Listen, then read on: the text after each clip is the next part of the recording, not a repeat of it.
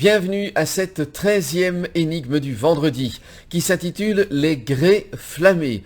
Vous allez bien sûr savoir de quoi on parle en écoutant tout à l'heure cette enquête. Alors, justement, cette enquête va mener le capitaine Boxani dans le milieu de la restauration et il va devoir trouver qui, d'une équipe, d'un restaurant, d'une auberge ferme, a bien eu envie d'agresser son patron pour pouvoir avoir accès à la caisse. Alors voilà, je vous souhaite une bonne écoute et on se retrouve à la fin. Énigme numéro 13. Les grès flammés. Les prémices. Ferme auberge Le Petit Salé, Vernéville, jeudi 6 octobre 2011. Il est 0h30 lorsque le capitaine Boxani gare sa 206 sur le parking de la ferme auberge Le Petit Salé à Vernéville. Le lieutenant Meyer, qui l'accompagne, manque de se faire mordre en descendant de voiture par un molosse sale, aux poils collants, qui grogne en montrant les crocs. « Charmant accueil !» bougonne le lieutenant. « Bah, ne vous occupez pas de lui, lieutenant, et il vous laissera tranquille aussi. Ce doit être un chien errant. »« Peut-être pas si errant que ça, » répond Meyer en avisant une gamelle posée non loin de la porte dans laquelle on distingue les restes d'une carcasse de poulet. Boxani pousse la porte du restaurant, un établissement coquet doté de 3 vastes salles à manger et d'un bar aux dimensions généreuses, derrière lequel s'alignent des rangées de bouteilles à n'en plus finir. Une douce chaleur chargée d'effluves alléchants envahit le capitaine. Un jeune homme d'une trentaine d'années à l'allure joviale vient accueillir les policiers. « Bienvenue, messieurs. Asseyez-vous, je vous en prie. » Les 2 hommes s'installent au bar, sur de confortables tabourets capitonnés, tandis que Frédéric Pichot, le gérant, s'installe face à eux derrière le comptoir du bar. « C'est moi qui vous ai appelé. Je vous sers quelque chose ?»« Un panaché, » répond Boxani. « 2, fait Meyer. Alors comme ça, vous vous êtes fait agresser ? » ?»« Oui, agresser et voler. Racontez-nous ce qui s'est passé. » Tandis que le lieutenant Meyer sirote son panaché, le capitaine sort son carnet de notes, son dictaphone numérique et son stylo, qu'il entreprend de mordiller au moment où Frédéric Pichot entame son récit. « Cela s'est passé après la fermeture du restaurant. Alors que je comptais la recette de la soirée, quelqu'un m'a assommé et a volé l'argent de la caisse. Combien y avait-il dans la caisse ? Je ne sais pas exactement, mais il devait bien y avoir dans les 3000 €. Avez-vous vu votre agresseur ? Malheureusement non. Comme j'étais derrière le comptoir, dos à la salle à manger principale, je n'ai rien vu. Juste après avoir repris connaissance, j'ai appelé et demandé de l'aide auprès de mes employés et je me suis rendu compte que j'étais seul dans le restaurant. J'ai regardé l'heure et j'ai vu qu'il était déjà minuit passé. J'ai dû rester inconscient une 20aine de minutes, peut-être plus. Avec quoi vous a-t-on assommé ? A priori avec ce vase en grès flammé des Vosges, répond le jeune homme en désignant des débris de grès colorés sur le sol. Vous voyez, tous ces grès flammés placés sur la dernière étagère murale à côté du buffet, ce sont des créations uniques conçues par la fabrique de mon grand-père à Rambert-Villers. J'y tiens beaucoup, et je les utilise comme décoration. Je trouve qu'elles relèvent le caractère campagnard de mon restaurant. Ce sont des pièces étonnantes, parvient à dire Boxani, qui goûte peu ce genre d'objet décoratif. Mais revenons-en à votre agression. Quelle heure était-il quand vous avez commencé à compter la recette du jour et qui était présent à ce moment-là ?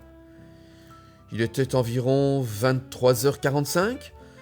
Tous les clients étaient déjà partis puisque le restaurant ferme ses portes à 23h30. Il ne restait plus que mes 3 serveuses et ma chef de cuisine.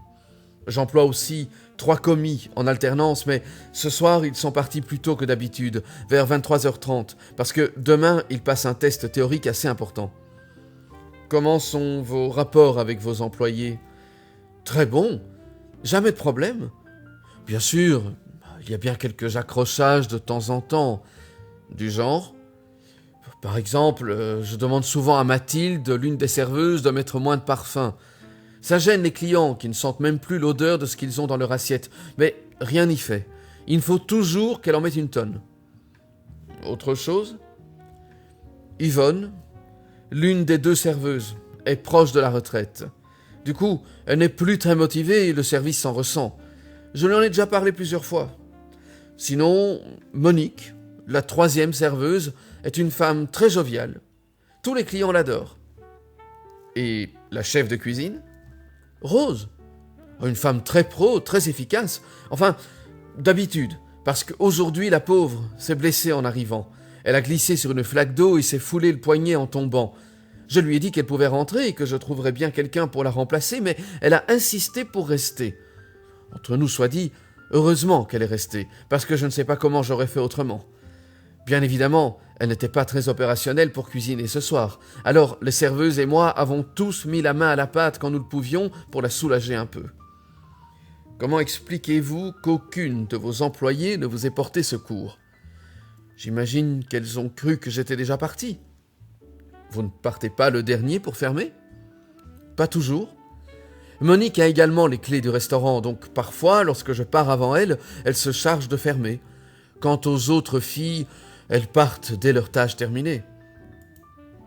Bien, nous avons votre témoignage et quelqu'un viendra relever les empreintes demain matin. Ne touchez à rien. Nous vous appellerons si nous avons du nouveau. Donnez-nous, s'il vous plaît, les coordonnées de vos employés, puis nous vous laissons tranquilles.